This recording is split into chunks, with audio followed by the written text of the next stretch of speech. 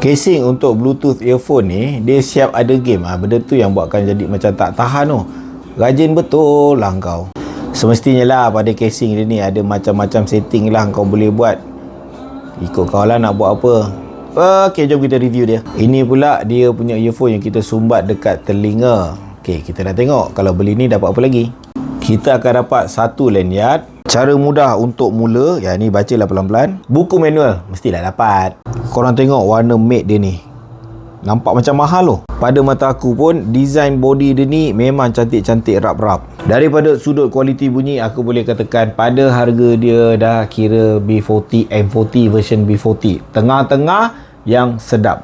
Tak terlalu mahal sangat tapi kualiti bunyi dia dah Nak yang murah tapi bunyi lagi ada. Itu lain kali lah buat review.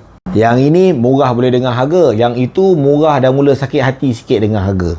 Jadi kalau kau tanya aku, yang ini pun dah A sangat dan lagi best. Touchscreen dia ni, yang depan ni, kalau kau tak suka muka kucing ni, kau boleh letak muka kau